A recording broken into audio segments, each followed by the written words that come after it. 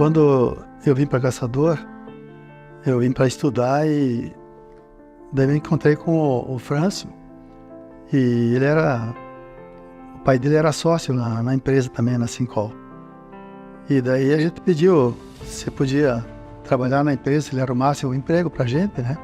Eu queria aprender. Eu estava estudando contabilidade, mas não era o meu foco, contabilidade.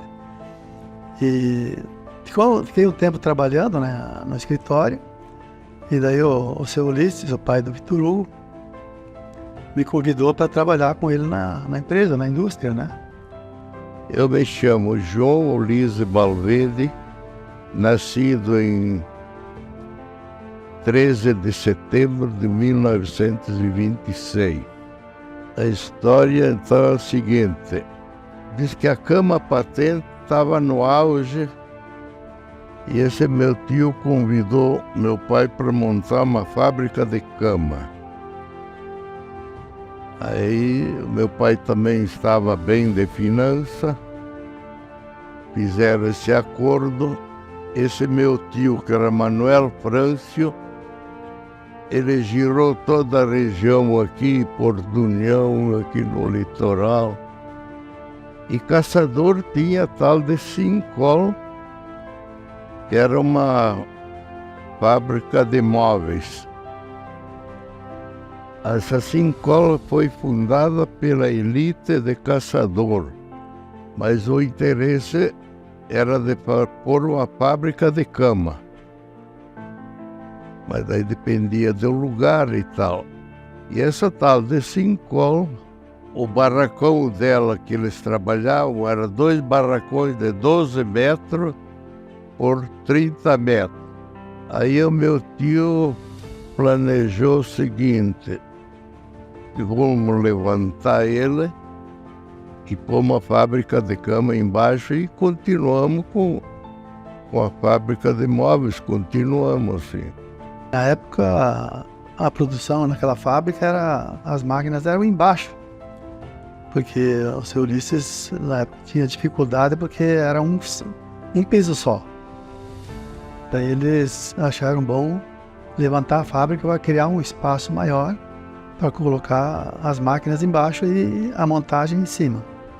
E foi feito. E na época que eu entrei já estava tudo organizado.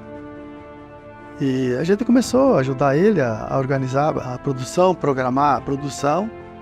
E cada sábado a gente marcava uma carga, porque tinha que parar aí era o momento que as máquinas estavam paradas, a gente pegava o pessoal da produção para carregar, porque era tudo manual isso, né? E embaixo também tinha produção de componentes de camas patente, né?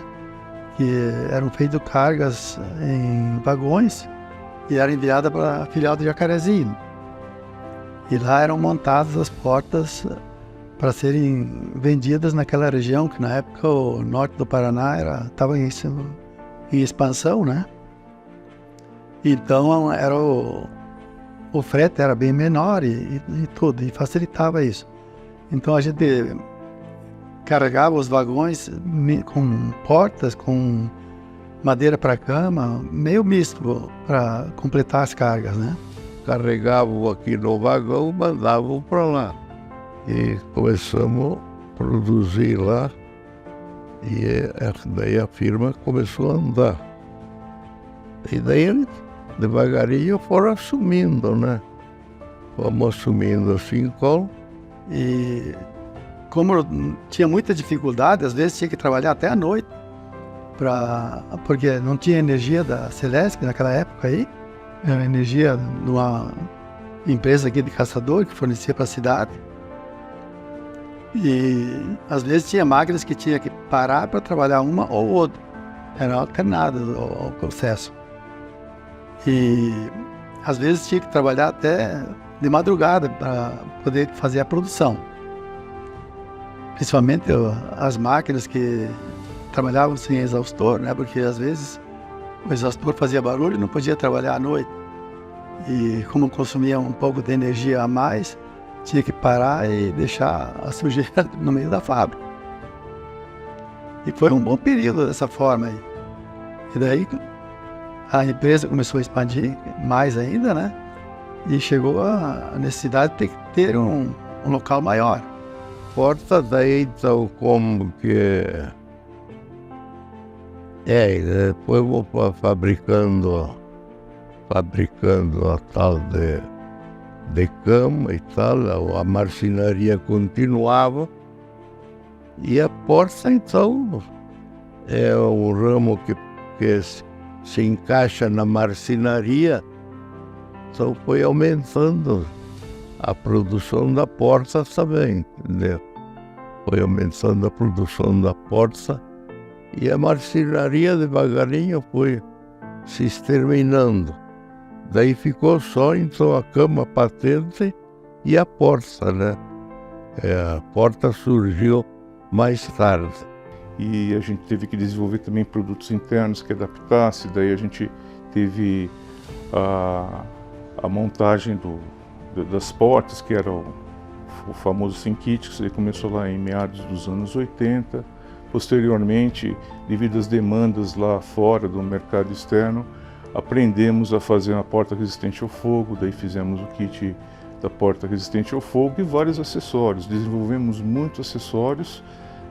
Aqui, então, nós começamos a partir para reflorestamento. Fomos plantando, fomos reflorestando, se estendendo no plantio da árvore, que ela vai auxiliando na empresa. Então os estrangeiros lá, principalmente muitos americanos, né, ingleses, alemães, e eles sempre exigiam, lá é assim, vocês conseguem fazer um produto desta maneira, o que vocês podem fazer? E sempre valorizaram a madeira, né, principalmente as madeiras tropicais e depois o pinus, né, eles conheciam o pinus já muito antes do que a gente, e isso daí fez com que somos até hoje, né. E nesse tempo também foi instalado também uma filial de Rondônia e Mato Grosso. E como a madeira de embuia estava sendo escassa no mercado aqui, na região, foi pensado a implantação de pinos e também trazer essa madeira do norte para dar uma vida mais longa para a embuia. E aí foi um bom período de produção dessas essências de madeira. E paralelo a isso, também com a vinda do Pinus e as instalações das filiais lá, favoreceu também a exportação, né, que seria aquela fábrica lá na Porta de Pinos. Já o Pinus ficou adulto, já grande, com condições de fornecer madeira para a indústria.